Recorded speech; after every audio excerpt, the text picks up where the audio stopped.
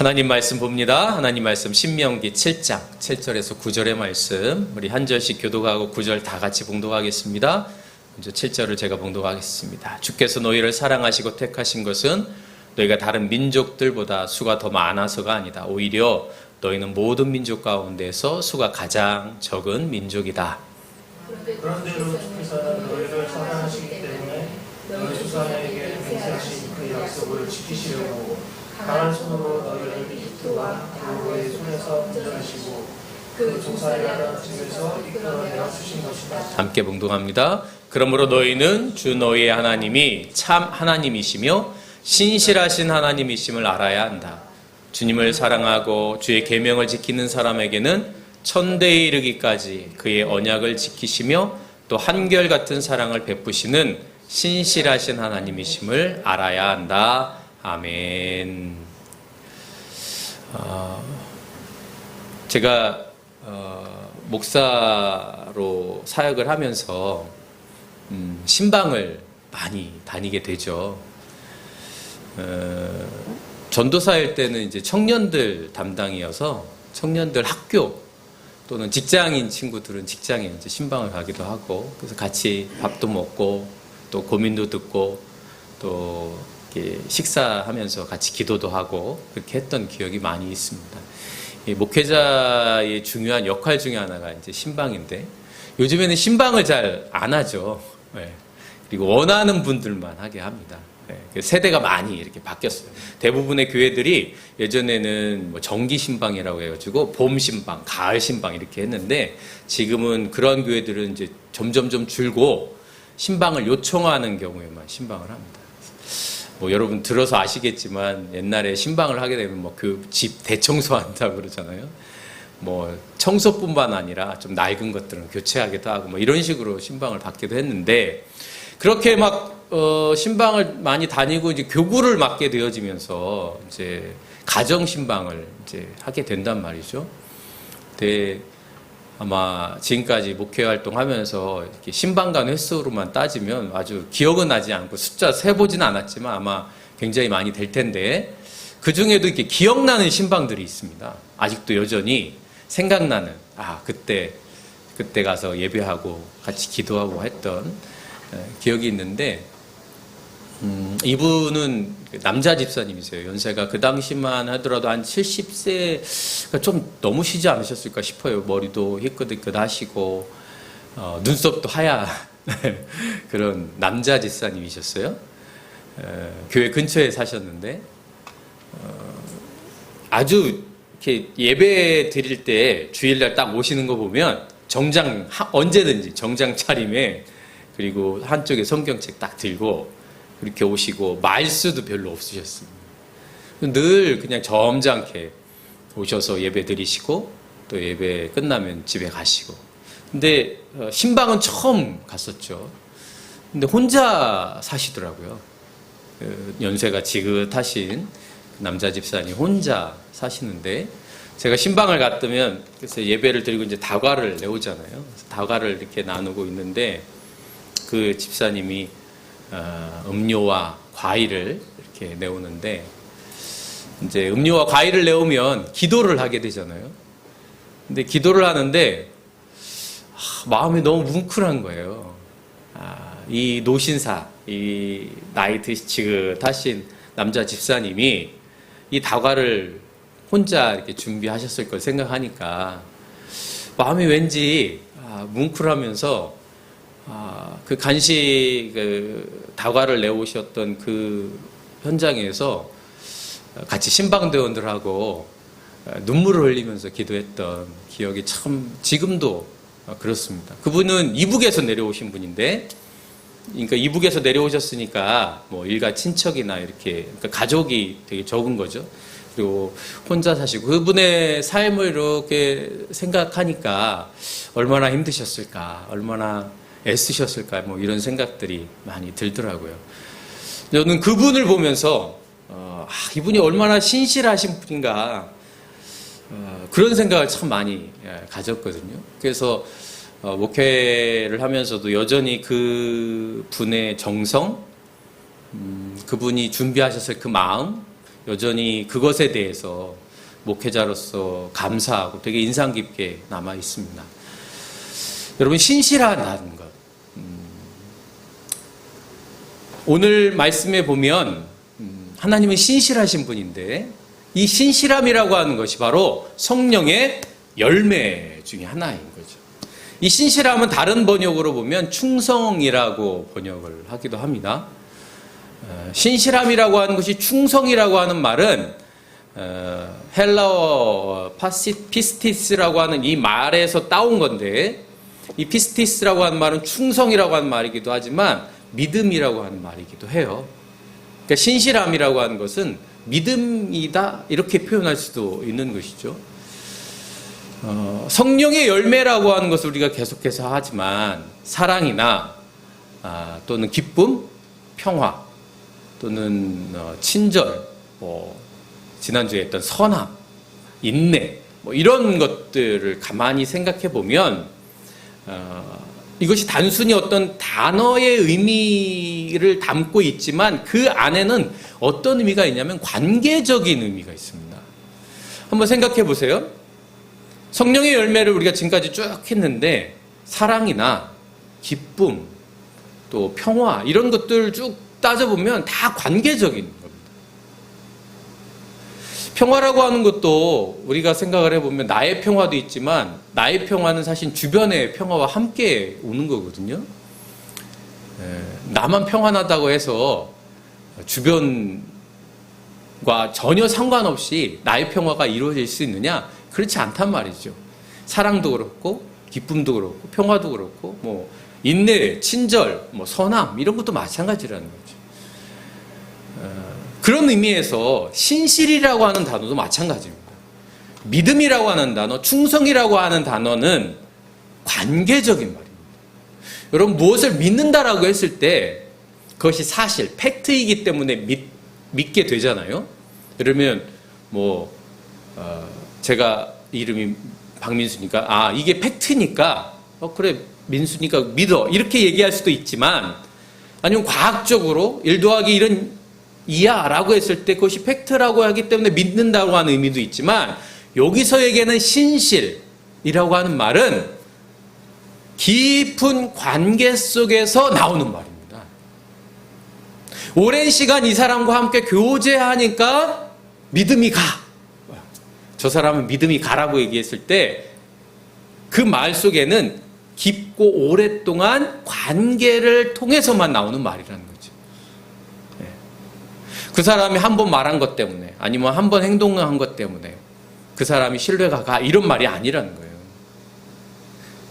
우리가 이러한 말들을 생각할 때, 신뢰, 충성이라고 하는 말을 생각했을 때 우리는 가끔 계급, 그렇죠? 예를 들면 군대에서 계급에 따라서 그냥 따른다, 순종한다, 충성한다, 이렇게 생각을 한단 말이죠. 근데 여기서 말하는 신실, 충성은 그런 의미가 아니라는 거예요. 내가 그 사람을 신뢰해서 그냥 자연스럽게 나오는 행동이죠. 때로는 힘이 세기 때문에 따르는 게 아니라는 거예요. 우리가 이 세상을 살아가면서 사실은 이 계급이라고 하는 거 꼭 군대에서 계급뿐만 아니라, 예를 들면 학력도 사실 계급이죠. 그렇잖아요. 여러분, 만약에 고등학교 나온 사람이 얘기한 것과 서울대 나온 사람, 아니면 하버드대 나온 사람이 얘기한 것, 이렇게 따지면 어떤 사람이 신뢰가 가요? 당연히, 그렇죠? 우리는 물론 겉으로는 그렇게 생각 안 한다고 얘기할지 모르겠지만, 서울대 나온 사람, 고학력자에게 더 신뢰가 갑니다. 그 사람이 하는 말이. 그래서 사람들이 가끔 사기칠 때 내가 서울대 나왔다고, 그죠? 하버드대 나왔다, 이런 말 하잖아요. 그런 사람을 더 신뢰하기 때문이라는 거죠. 그래서 가끔 실험을 합니다. 양복을 쫙 빼입은 사람하고, 아니면 아주 옷이 좀 후줄구리한 사람, 아니면 명품으로 쫙 입은 사람하고 메이크업 없는 사람하고, 이게 비교를 해서 말을 걸어보면요, 누구에게 더 친절한가, 누구에게 더 신뢰를 갖는가, 이렇게 딱 보면 사람들은 고학력자, 또는 명품 입은 사람, 좋은 차 타는 사람, 이런 사람들에게 더 신뢰를 간단 말이죠. 이것이 계급이나 힘에 순종하는 것과 마찬가지예요. 그런데 여러분, 하나님이 신실하다고 하는 성령의 열매 중에 하나인 신실함은 그럴 것 아니라는 거예요. 그것은 하나님의 속성이죠. 신실함은 하나님의 속성이에요. 거룩함도 하나님의 속성이죠. 그래서 하나님께서 이스라엘 백성들에게 너희도 거룩해야 되는데 왜 거룩해야 되느냐? 나는 너희의 하나님이 되려고 너희를 애굽에서 데려왔는데 내가 거룩하니 너희도 거룩하게 되어야 한다라고 말씀하십니다. 거룩이 하나님의 속성이에요. 내가 거룩하니 너희도 거룩하게 되어야 한다. 내가 신실하니 너희도 신실하게 되어야 한다. 성령의 9가지 열매는 하나님의 속성이기도 할 뿐만 아니라 하나님의 속성이기 때문에 우리 또한 그것을 닮아가야 한다는 거죠. 신실함은 바로 그것입니다. 하나님의 속성, 우리가 닮아가야 하는 속성인 거죠. 그러면 하나님은 어떠한 모습이기 때문에 신실한가? 하나님의 신실함은 어떻게 드러나는가? 이것을 알아야 우리는 이 세상에 살아가면서 그 신실함을 닮아갈 수 있는 거예요. 오늘 말씀해 보면 하나님의 신실함은 어디서 드러나느냐? 약한 것을 선택하시는 데서 드러납니다. 자, 7절 말씀 한번 다시 한번 읽어볼까요? 시작. 주께서 너희를 사랑하시고 택하신 것은 너희가 다른 민족들보다 수가 더 많아서가 아니다. 오히려 너희는 모든 민족 가운데서 수가 가장 적은 민족이다. 자, 하나님께서 이스라엘 백성을 택하셨는데, 히브리 민족을 택하셨는데, 히브리 민족이 어떻기 때문에 택하셨다는 거예요? 네, 수가 적기 때문에. 약하기 때문에, 보잘것 없기 때문에 택하셨다는 거예요. 여러분, 이건 우리의 생각과 완전히 다른 생각이죠. 여러분, 우리 옛날에 놀이하고 이럴 때 보면 가위바위보 사람 뽑잖아요. 뭐 오징어 게임을 하든 무슨 게임을 하다 보면, 그죠? 그럴 때 어떤 사람 뽑아요? 잘할 것 같은 사람 뽑죠. 힘이 필요한 거면 힘이 센 사람을 뽑는단 말이에요. 요즘에 청소년들 학교 다니는 친구들 중에 고민거리 중에 하나가 이 수행평가. 근데 수행평가는 혼자 하는 것도 있지만 같이 그룹으로 하는 것도 있습니다. 근데 그룹을 하게 되면 그룹을 져야 되잖아요. 그러면 아이들의 고민이 잘하는 사람이 같이 해야 되는데 만약에 그 중에 수행을 잘 못할 것 같은 사람이 한 팀이 되면 어떻겠어요? 네. 쟤 때문에 나도 수행 점수를 잘 못 받지 않을까? 쟤 때문에 내가 성적이 떨어지지 않을까? 이런 생각을 한단 말이에요. 그러니까 수행평가를 해서 만약에 내가 사람을 선택할 수 있다면 똑똑한 사람, 능력 있는 사람, PPT라도 잘 만들 수 있는 사람, 발표 잘하는 사람, 이런 사람을 당연히 선택하겠죠. 이것이 우리가 살아가고 있는 현실입니다. 이것을 잘 보여주는 드라마가 오징어 게임이죠. 여러분, 오징어 게임 보셨는지 모르겠지만 여러분, 여기에 보면 우리 한국 사회에서 하는 다양한 놀이들이 나오죠. 그 놀이를 하려면 사람을 뽑아야 됩니다. 그 중에 하나가 이제 뭐 공기놀이, 그렇죠? 비석치기. 지금은 아이들 안 하겠지만 팽이, 뭐 이런 걸 한단 말이죠. 그러면 공기를 잘하는 사람을 뽑을 겁니다. 비석치기 하려면 비석을 딱 목표물을 딱 해서 딱 맞출 수도 있는 사람. 그런데 오징어 게임에 보면 그런 사람을 막 뽑으려고 해요. 그래서 여기 보면 등장인물 중에 임신한 여성들도 있거든요. 임신한 여성을 뽑을까요? 안 뽑을까요? 안 뽑습니다. 같이 안 하려고 해요. 나이 많이 드신 할머니 안 뽑죠. 그러면 그런 사람들끼리 하게 될 수밖에 없어요. 이것이 오늘 우리가 살아가고 있는 현실입니다. 여러분, 이 현실은요, 지금뿐만이 아니에요. 인간의 역사 속에서 보면 늘 우리가 누군가를 선택한다면 강자 또는 뛰어난 사람, 이런 사람을 선택한단 말이에요. 그런데 오늘 하나님은 그렇지 않다는 거예요. 히브리 민족을 선택한 이유, 너희들이 약하기 때문이야. 너 보잘것없고 힘 약하고. 만약에 저 같으면 저 애굽에 있는 이집트 민족을 선택한다든지, 그죠? 저 북쪽에 있는 강력한 민족들을 선택해서 그들을 세우지, 저 보잘것없는 숫자도 적고 아무것도 없는 무지랭이 같은 저런 사람들을 뽑아서 하나님의 백성으로 삼느냐 말이죠. 그런데 이것이 바로 하나님의 신실하심의 속성이라는 거예요. 여러분, 우리는 자신의 가장 약한 것도 사랑하지 못합니다. 그걸 받아들이지 못하죠. 가족 가운데서도 보면 약한 것, 약한 사람, 또는 나를 힘들게 하는 사람, 이런 사람들을 싫어합니다. 교회 안에서도 마찬가지죠. 조금 돈 있고 세상적으로 성공한 사람, 그런 사람 옆에 좀 있기를 원하죠. 그래야 부스러울게도 떨어지니까. 이것이 우리가 살아가고 있는 현실인데 하나님은 그렇지 않다는 거예요. 가장 약한 것을 사랑할 수 있을 때 모든 것을 사랑할 수 있습니다.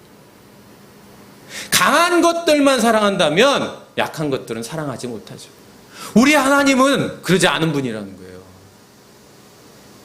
예수님이 이 땅에 오셔서 죄인들, 가난한 사람들, 병자들, 그들을 찾아가셨어요. 그들을 사랑하셨어요. 부자들을 미워하셨기 때문에, 또는 건강한 사람들을 싫어하셨기 때문에 그들을 찾아간 게 아니에요. 그들도 여전히 사랑하시지만, 여전히 세상적으로 하나님이 그러셨던 것처럼 보잘것없는 사람들을 사랑할 때 그 사랑이 변하지 않는다는 거예요. 여러분, 잃어버린 아들에서 비유해서 보면 그 아버지가 그 아들을 계속해서 기다리잖아요. 변함없이 기다립니다. 약하기 때문에. 그런데 그 아들은 어떻게 생각합니다? 큰 아들은 자기를 싫어한다고 생각해요. 싫어하기 때문에 둘째 아들, 저 집 나간 아들, 말썽꾸러기 아들을 기다린 게 아니에요. 그 아버지의 사랑은 그 연약하여지, 보잘것없는, 때로는 병들고 마음 약하고 이 세상에서 정말 쓸모없는 사람처럼 여겨지는 그 아들, 그를 택하시고 그를 부르셨다는 거예요. 사랑하는 남은 교회 성도 여러분, 저와 여러분이 하나님의 택하심을 입은 하나님의 자녀라고 했을 때 우리가 뭔가 뛰어나서 남들보다 잘나서 택하신 게 아니라는 거예요. 그런 하나님의 사랑을 우리가 받고 있다는 거예요. 그렇다면 우리의 신실함 또한 이 세상에서 어디로 향해야 되는가? 연약하고 아픈 이들을 향할 수밖에 없는 것입니다. 그래서 마리아는 이렇게 고백합니다. 주께서는 그 팔로 권능을 행하시고 마음이 교만한 사람들을 흩으셨으니 제왕들을 왕자에서 끌어내시고 높은 자를 내리치시고 낮은 자들을 높이셨다. 하나님의 사랑은, 하나님의 은혜는 바로 거기에 있는 것이죠. 하나님의 신실함의 증거는 거기에 있는 것입니다. 우리 하나님도 세상 사람들처럼 그저 강한 것, 뛰어난 것, 힘이 센 것을 사랑하셨다면 하나님은 신실하신 분이 아니십니다. 하나님의 변함없는 신실함은 그렇게 끊임없이 아래로 내려가는 그 사랑, 연약한 것들을 소중히 여기시는, 버려지는 것들을 소중히 여기시는 하나님의 사랑 때문인 것이죠. 이 사랑이 저와 여러분의 사랑이 되기를 간절히 바랍니다. 그러므로 여러분, 나의 가장 연약한 부분을 사랑하실 수 있기를 바라요. 나의 가장 연약한 부분을 사랑한다는 거 참 어렵습니다. 그거 보면 화나고 나 이거밖에 안 되나 싶기도 하고. 여러분 그렇잖아요. 그런데 하나님께서 그것을 사랑하신다. 나의 연약해진 육체나 나의 세상에서 실패한 경험이나 또는 나의 부족한 부분, 그것을 내가 미워하고 그것이 마치 내가 아닌 것처럼 그렇게 살아가는 삶이 아니라 그것을 끊임없이 사랑하시는 하나님의 그 사랑으로 그 부분을 내가 사랑할 수 있다면, 더 나아가서 누군가의 약점을, 누군가의 부족함을 사랑할 수 있다면 우리는 성령의 열매, 신실함을 열매 맺게 될 줄로 믿습니다. 두 번째는요, 하나님의 신실함은요, 약속을 지키시는 데 있습니다. 약속을 지킨다. 여러분, 하나님의 약속, 이 하나님의 약속이 어디서부터 시작됩니까? 아브라함으로부터 시작돼요. 아브라함에게 내가 너로 하여금 큰 민족을 이루겠다. 하늘의 별과 같이 바닷가의 모래알과 같이 민족을 이루고 나라를 이루겠다고 말씀하셨어요. 아브라함은 그것을 못 보고 죽었습니다. 이삭과 야곱에 이르기까지 아무도 보지 못했어요. 여러분, 야곱은요, 애굽에 내려갔을 때에 바로 왕 앞에 섰잖아요. 그리고 말합니다. 나는 험악한 세월을 지냈습니다. 아주 고생을 지질이 했습니다. 이런 말이에요. 그런데 그 고생한 야곱의 인생이, 그 사람이 한 나라의 왕인 애굽을 축복하는 장면이 나옵니다. 여러분, 너무나 아이러니하지 않습니까? 애굽의 왕은 성공한 사람이고 가진 거 다 가진 사람이고, 야곱은 아무것도 없는 사람이에요. 험악한 인생을 산 무지렁이에요. 그런데 그 무지렁이가 권세 잡은 사람, 힘 있는 애굽 왕을 축복해요. 왜 그럴 수 있었을까? 어떻게 그럴 수 있었을까? 하나님의 약속을 믿었기 때문이라고 저는 믿습니다. 하나님의 은혜를 경험했기 때문에 그는 축복할 수 있었던 것이죠. 오늘날 교회 안에도요, 우리가 보기엔 참 많은 것을 가졌는데 여전히 불평불만하는 걸로 가득한 사람이 있는가 하면, 우리가 보기엔 아무것도 가진 것 없는 것 같은데 감사하고 찬양하고 하나님께 기도하는 사람이 있어요. 참 신기해요. 교회 공동체 안에도 그렇단 말이에요. 오늘 야곱과 애굽의 바로왕의 모습을 보면 마치 그것을 보는 것 같아요. 험악한 세월에서 살았지만 그 곳곳마다, 그 사건마다, 그 현장마다 하나님이 나와 동행하셨기 때문에 내가 애굽 왕을 축복할 수 있었던. 하나님은 그렇게 동행하시는 하나님이시고 약속을 지키시는 하나님이세요. 그 하나님, 우리는 그 하나님을 신실하신 하나님이라고 고백합니다. 여러분, 오신실하신 주라고 하는 찬양이 있어요. 네, 반주를 좀 해주십니다. 가사가 이렇습니다. 하나님은 한 번도 나를 실망시킨 적 없으시고 언제나 공평과 은혜로 나를 지키셨네. 오 신실하신 주, 오 신실하신 주, 내 너를 떠나지도 않으리라, 내 너를 버리지도 않으리라 약속하셨던 주님, 그 약속을 지키사 하루 이후로도 영원토록 나를 지키시리라 확신하네. 이것이 하나님의 신실함. 여러분, 이스라엘 백성들이 애굽에서 430년 있었거든요. 430. 여러분, 아브라함으로 또 시작되어져서 야곱이 애굽에 들어가 살았어요. 그리고 거기서 숫자가 확 많이 늘어났어요. 그리고 430년이 지났습니다. 그리고 그 430년이 지난 다음에 하나님께서 히브리 민족을 끌어올리십니다. 여러분, 이 기간을 생각해 보세요. 하나님은 그렇게 약속을 지키시는 거예요. 물론 그 약속을 못 보고 죽어간 사람이 있습니다. 그러나 믿음의 사람들은 그 약속을 신뢰합니다. 내가 못 본다고 해서 하나님이 쉬고 계시느냐, 가만히 계시느냐, 그렇지 않다는 거예요. 오늘 이 찬양을 한번 찬양하기를 원합니다. 여러분 가운데에 하나님의 신실하심에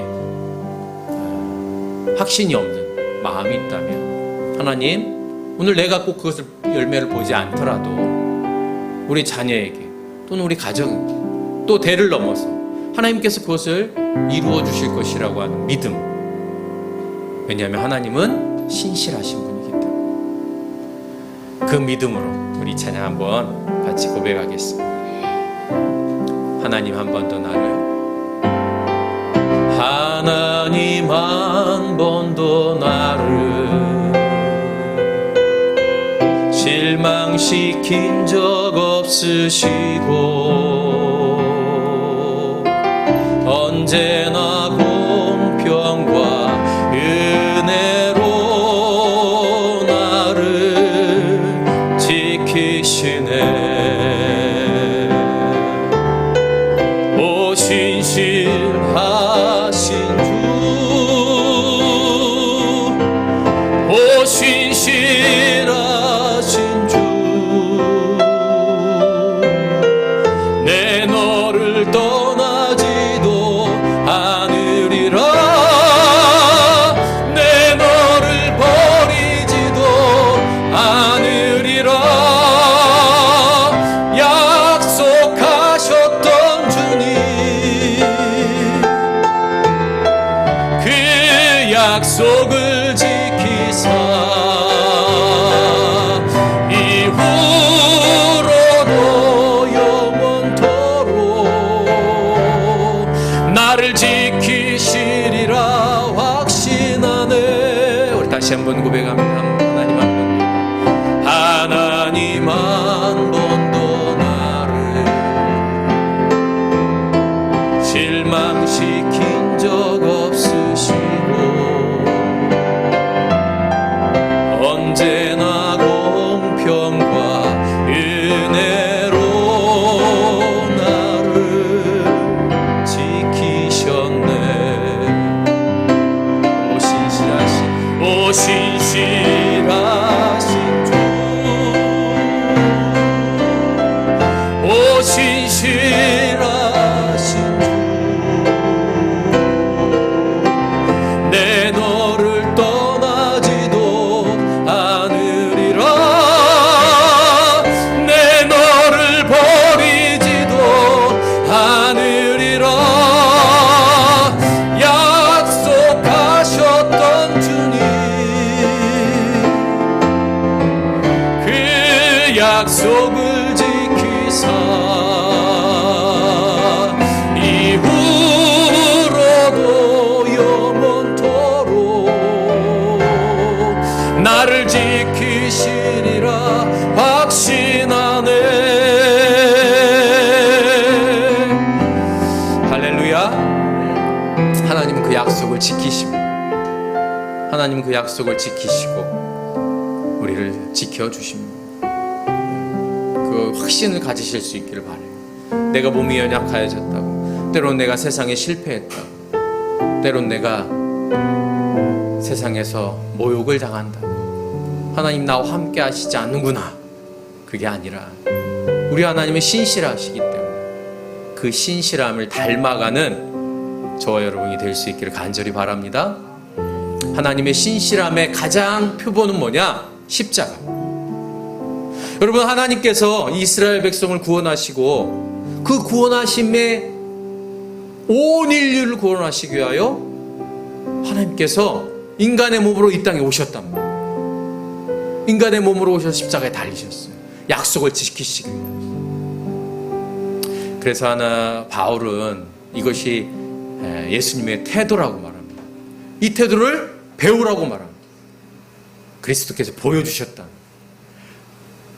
하나님의 모습을 지니셨으나 동등됨을 당연하게 생각지 않으시고 종의 몸으로 오셔서 사람의 모양으로 나타나시고 낮추시고 순종하셔서 십자가에 죽으셨다. 여러분, 이것이 하나님이 신실하시다라고 하는 증거예요. 이렇게 신실함을 믿고 나아가는 사람들에게 주님께서 복을 주시는데 그 복은 뭐냐? 바로 하나님께서 동행해 주신다고 하는 복입니다. 천대에 이르기까지 그의 언약을 지키시며 한결같은 사랑을 베푸시겠다는 거예요. 하나님의 신실함을 닮아가는 저와 여러분이 하나님께서 동행해 주신다. 이것이 어떻게 복이 되느냐? 여러분, 우리는 복하면 내가 성공하고 건강해지고 또 물질을 많이 얻고 자식들이 잘 되고 뭐 이런 것들만 생각하잖아요.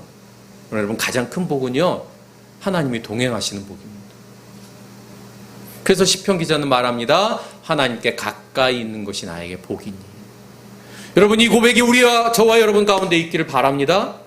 우리의 복은, 가장 큰 복은 내가 주님과 동행하는 복입니다. 그 복을 누리실 수 있기를 바라요. 그 복을 확신하실 수 있기를 바라요. 그럴 때 주님의 그 신실하심이 저와 여러분의 삶 가운데 아름다운 열매를 맺게 될 줄로 믿습니다.